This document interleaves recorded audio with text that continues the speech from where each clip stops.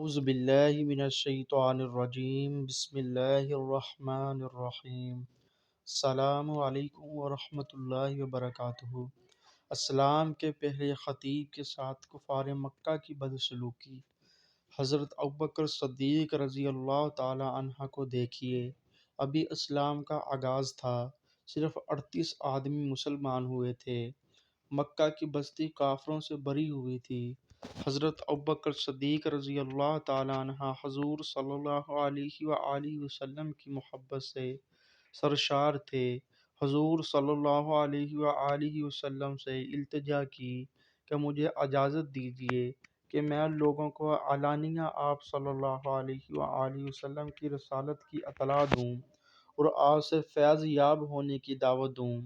آپ صلی اللہ علیہ وآلہ وسلم نے فرمایا، اے ابو بکر، ابھی ذرا صبر سے کام لو، ابھی ہم تعداد میں کم ہیں۔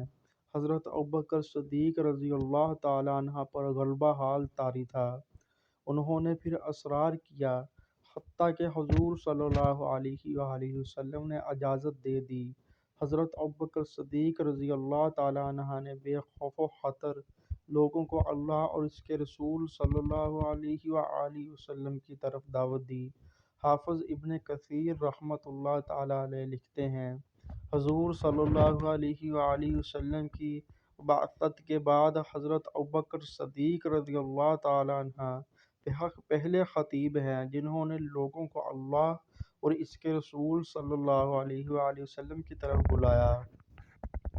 مشرکین مکہ آپ رضی اللہ تعالی عنہ پر ٹوٹ پڑے، آپ رضی اللہ تعالی عنہ کو سخت پیٹا اور روندہ عتبہ بن ربیعہ نے آپ رضی اللہ تعالی عنہ کے چہرے پر بے تحاشا تھپڑ مارے۔ آپ رضی اللہ تعالی عنہ قبیلہ بنو تمیم سے تھے۔ آپ رضی اللہ تعالی عنہ کے قبیلے کے لوگوں کو خبر ہوئی تو وہ دوڑے ہوئے آئے، مشرکین سے انہیں چھڑا کر ان کے گھر چھوڑ آئے۔ حضرت ابوبکر صدیق رضی اللہ تعالی عنہ بے ہوش تھے اور لوگوں کا خیال تھا کہ وہ جانبر نہ ہو سکیں گے۔ وہ دن بھر بے ہوش رہے۔ جب شام ہوئی تو آپ رضی اللہ تعالی عنہ کو ہوش آیا۔ آپ رضی اللہ تعالی عنہ کے والد ابو قحافہ اور آپ رضی اللہ تعالی عنہ کے قبیلے کے لوگ آپ رضی اللہ تعالی عنہ کے پاس کھڑے تھے۔ ہوش آتے ہی پہلی بات انہوں نے یہ کہی کہ رسول اللہ صلی اللہ علیہ وآلہ وسلم کہاں ہیں اور کس حال میں ہیں۔ ان کے قبیلے کے لوگ سخت برہم ہوئے اور انہیں ملامت کی کہ جس کی وجہ سے یہ ذلت اور رسوائی تمہیں اٹھانی پڑی اور یہ مار پیٹ تمہیں برداشت کرنی پڑی، ہوش میں آتے ہی تم پھر اسی کا حال پوچھتے ہو۔ ان عقل کے اندھوں کو کیا خبر تھی کہ ان کی خاطر سختیاں جھیلنے میں جو ذلت ہے وہ دنیا داروں کو پھولوں کی سیج اور بستر خیم و خواب پر بھی حاصل نہیں ہوتی۔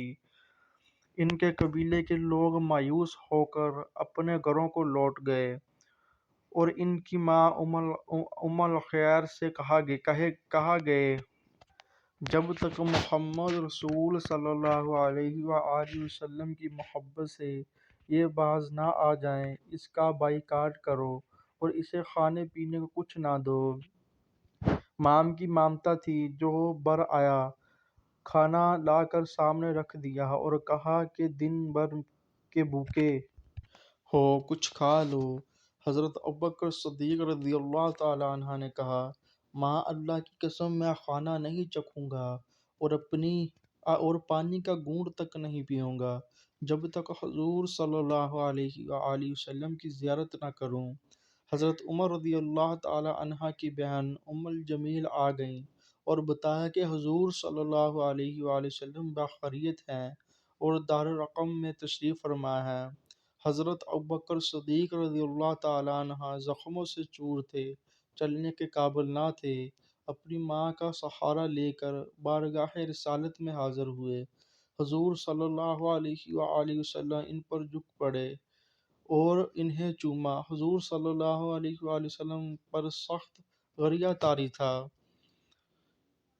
اللہ کی لاکھ لاکھ رحمتیں ہوں اس عظیم و جلیل القدر صحابی رضی اللہ تعالیٰ عنہ پر۔ اللہ ہمیں ان کی صحیح اتباع نصیب فرمائے، آمین۔